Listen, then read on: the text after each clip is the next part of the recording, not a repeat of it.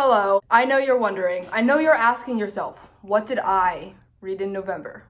So this month, I only read 12 books. I was gonna say my lowest month. That's not true. In February, I literally read nothing.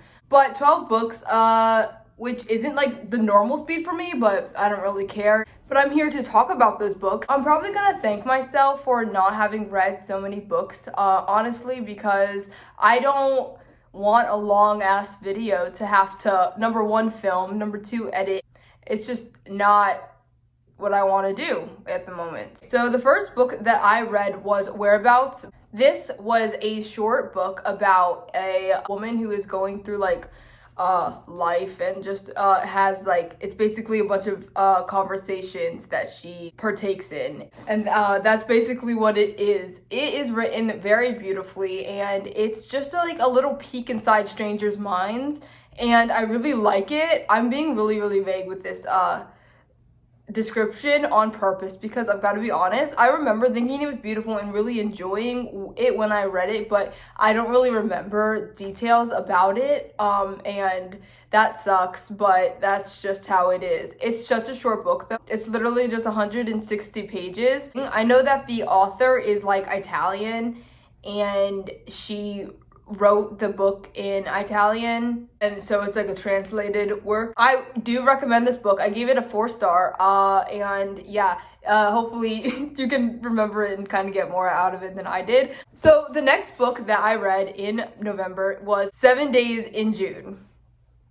I loved this book. This was a 5-star book for me. It was an instant 5-star, basically. Wow, I don't even know what to say about this book to be able to sum it up. I've talked about it like multiple times, and so I feel like I have like multiple facets of thoughts, if that makes sense, and I don't know, I just have so many thoughts about this book, so I'm gonna try to wrap it up. What it's about is there's this girl, her name is Eve, and then there's this guy whose name is Shane, and these two, when they were younger in high school, they shared a week of romance, if you will. Then something happened, and then Shane disappeared all of a sudden, and Eve never really got any answers, and they never saw each other after that again.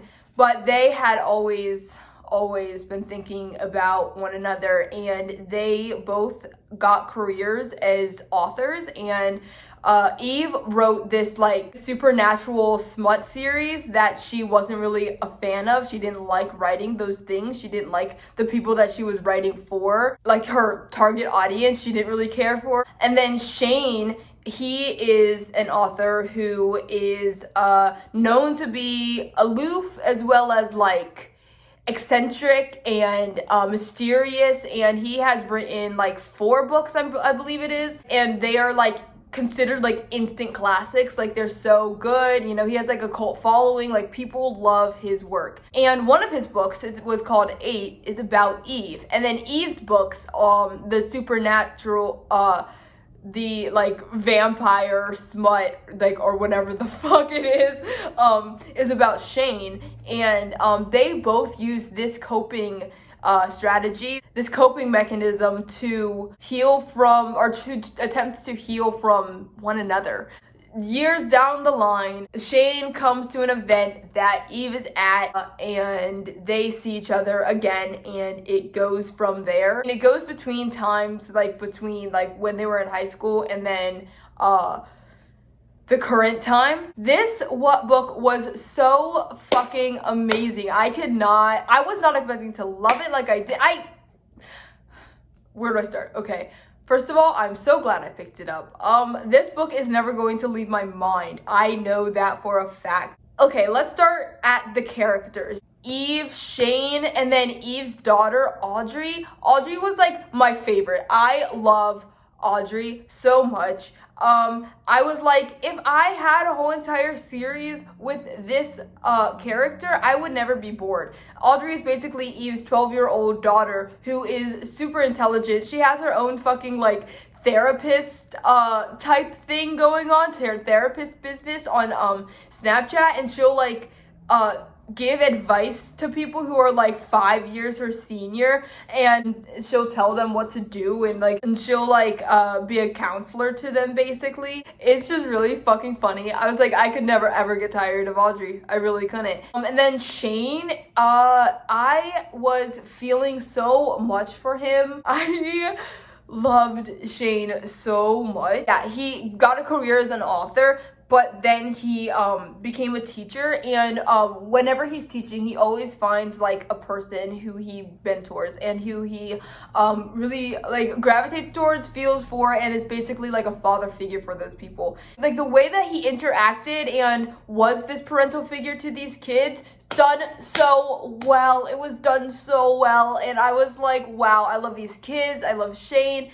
It's like considered a romance, and like romance is like not usually my thing. I don't really gravitate towards romance that much, but this was done just so well. This is one of the best books that I have read this year. Wow, I loved it. I really want to read Tia Williams' other book.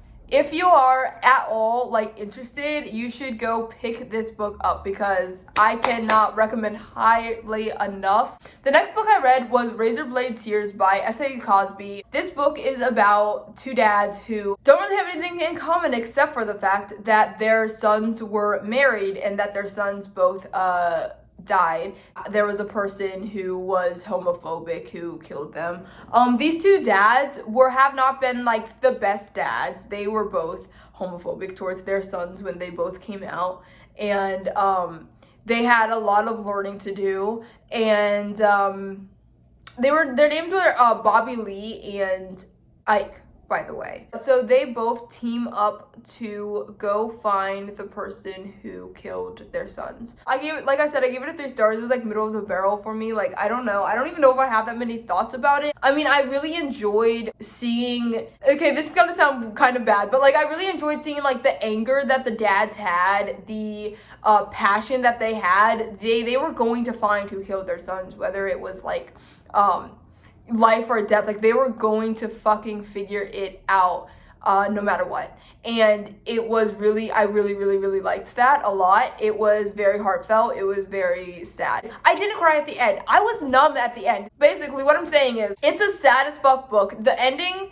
would make probably anybody sob. I didn't cry for some reason because I cry over like a shit ton of things. Like when it comes to books and movies, like I'm a pussy. I didn't cry just because I wasn't like not in the mood. I don't know what it was, but it was really fucking sad at the end. I think I was kind of tired of it. I just wanted it to be end. I think it kind of dragged along for me. Here's the thing. I wanted to listen to it on the audiobook, and the only audiobook I could find was Scribd. Scribd only went to 2 times speed, and the 2 times speed was really slow for me, and so I was like annoyed and bored, and like some of it just kind of dredged through. I really liked the action parts, like that was really good, like when they would be beating the fuck out of somebody. I loved the shit out of that, but other than that, like I don't know, like that's where like it kind of got a little wavy. I liked what it was about, and I liked the fighting parts, and I gave it a 3 stars, and that's my final review, I guess. The next book I read was Fever Dream by Samantha Squilbin. This book is about a woman who is like on her deathbed basically, and she is hearing a voice from a boy that she has never met. Basically, this boy is like telling her things or asking her things, and she is basically rehashing the moments before she was about to die. She had to rehash all of the moments. She had to tell the boy all of these things, and sometimes she would say things and he's like, that's not important. And he's like, she was like, I don't know what's important, what's not. Like, how can you say something isn't or isn't important when I'm just telling you this story? And it's a whole entire thing. It makes you ask so many questions, and it's titled Fever Dream. I would say that's about accurate. Like, that's how it feels reading this fucking book. It's a fucking fever dream. It's a fucking heck of a ride. It's a really short and easy book to read. I would recommend reading it probably all in one day or one sitting, even better. I try to read read it in one sitting. I tried it, it just didn't work, but at least one day, like, I think that's very doable for most people. And I mean, it was one heck of a ride. I was like, I don't know what I just read. I don't know what just happened, but I kind of enjoyed it. It was, I mean, after I read it, like literally after I stopped, I was like, okay, how would I even describe this book? Like, how do I start describing this book? And I was like, that was like a fever dream. And I was like, well, yeah, like I didn't even associate the fact that it was titled Fever Dream. Like, I literally was like, that's like was my instant reaction, and I'm like, well, I wonder why. It was crazy. I really liked it though, and you should go check it out. The next book that I read was another 5-star, I Want to Be Where the Normal People Are by Rachel Bloom. I absolutely love this book. I went on about it in my last video where I talked about nonfiction books that I love. This is a memoir by Rachel Bloom, who she is the creator of the show Crazy Ex-Girlfriend. I love her very, very, very much. She is Crazy Ex-Girlfriend is like a comfort show to me, honestly. Honestly, she's kind of a comfort person after reading this. Like, wow. Basically, she goes through like all of this stuff, talks about her life. I don't know, it's a fucking memoir type thing, you know. And it has like you know, essays as well as poems, like created poems. She has some works in here that she made when she was younger. There was one thing that I really, really loved, and basically there was like a musical number in this book, and it was called, musical number was called How Can I Explain, and it said to like go on Rachel Does Things to get the full immersive experience, and so I did just that, and oh my god, it was amazing. It made me want the fucking audiobook. I read this without the audiobook. I really wanted the audiobook, but it had like a 5-week wait, and I was like, I want to read this now, so I just read it. The musical was so good. It was so funny. It was I loved the thing where it's like happy music in the background, but then like the lyrics are like really down, really sad, really like existential even. I really like that contrast a lot of the time, and that musical that she put in here had just that. It was so good. Oh my god, it made me cry, it made me laugh, it made me so happy, it made me feel seen even, because she talks about like having OCD, and I have OCD. Her OCD symptoms started coming out when she was like in 4th grade, and she started calling it like the bad, and because she didn't really have the vocabulary to call what it was, which was OCD. Like, she didn't know it was OCD, like, god no, especially because what she had was like confession OCD. She has like confession OCD, where she like feels the need to like tell everybody like anything that they did, a whole thing. Anyways, and that's like not what I have. Like, I don't really have that, but like I can still relate like with my OCD. Like, it really is like the bad, like, because when I was younger I didn't have a vocabulary to explain what I was feeling either, and like I feel that. She said that she had like multiple like words where I was like, yeah, I feel that, I completely get that, I can completely relate, and I'm like, this made me feel seen, and I just love that so much. Rachel Bloom is so amazing. Go check out this fucking memoir. Yes, this is a signed edition. She has signed this book. I found this at Barnes & Noble like last year, like last Christmas. It was there, and I grabbed it. I grabbed the fuck out of it. So I've had this book for about like a year now. Like I said, like, she really is like my comfort person. Crazy Ex-Girlfriend is a comfort show of mine. I love Rachel Bloom. Okay, if you love her too, you will like this book. Like, what are you doing? Go pick it up right now. The next book that I read is Calypso by David Sedaris. I actually also talked about this in my last video where I talked about nonfiction books, but this book is a book written by David Sedaris, who is a very known nonfiction author. And in this book, he has bought a beach house, I guess, for his family, because they used to have that every single year when his mom was alive, but after his mom died, they stopped doing that. So David decided to get a house so that they could start that tradition again.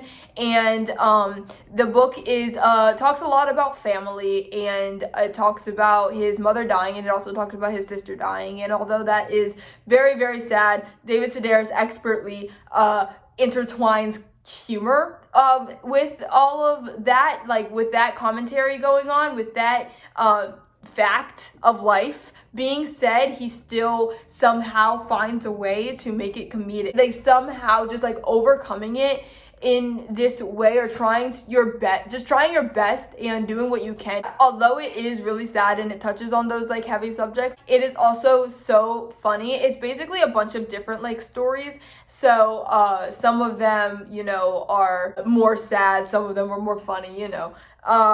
But I've only read this and then Theft by Finding, and I plan on reading all of David Sedaris's works. Right, so the next 5 books I have already talked about, because by the time this video is out, this video will be out. Hello, Editing Kai here. Don't mind the fucking TV. Wow, this is awkward. I wanted to have posted the vlog before I posted my wrap up, but I was just like falling behind in like the time slots that I granted myself, and so I didn't do that. And I was like, okay, I just want to get my wrap up out there before it's like too late in December to do it. I just didn't want to do it too late in the month, and I have a lot of other things planned for this month. So I said that I already posted this vlog. LOL. No, I haven't. But this vlog will be coming soon. Probably, what day is it today? Friday? This video will be coming, this vlog that I keep talking about will be coming sometime next week. So that's when you will get my full immersive opinions on these books that I'm talking about right now. But I keep saying, like, I already talked about them, blah, blah, blah. That's true. It's, and I, like, vaguely go over these books. Like, I just say how many stars I gave them. But basically, so if you want to know what my thoughts are on this, on these books, then you can wait until my vlog comes out about these books. Okay, cool. So I can say this, I just did a vlog where I talked about all 5 of these books, and I gave my thorough opinions and thoughts about that. It's so thorough that it's, so far, it's an hour long of a vlog. Just me talking. I just keep talking about books. I can't stop. So those 5 books are right here. The first book that I read for that vlog was Sally Rooney, Beautiful World, Where Are You? This was really good. I gave it a 4.5 star. I really loved it. I can say that I am pleasantly surprised by Sally Rooney, and I absolutely loved this book. I mean, 4.5 stars, what can I say? The next book that I read was The Mars Room. Other than I liked the cover, I can't really say that much about this book. I didn't even rate it on Goodreads, I don't think. I should rate it. If I were to rate this book, would it be 2.5? 2.5. Here's the thing, I just wasn't interested. I wasn't into it. You can see my full thoughts there. You can see why it was hard for me to get into this book, because there was a reason in my mind why it was hard for me in this book. I mean, it was mediocre at best. 2.5 right down the center, I think, is a pretty good estimate of what this book is. The next book that I read for that vlog is Falling, and it was, I gave it 2 stars. I didn't care for it. I didn't care for the characters, didn't care for what was going on. This just was not for me. It was just not for me, and again, you can see my opinions in my last video.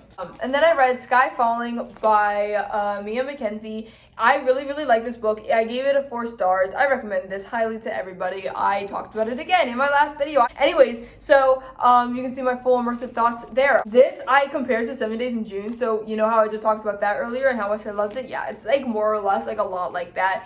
There's reasons why I gave it a 4 star. And then I read Not a Happy Family. I gave it a 3 stars. I think it's a typical thriller. It did what it was supposed to do. I enjoyed the ride that it took us on.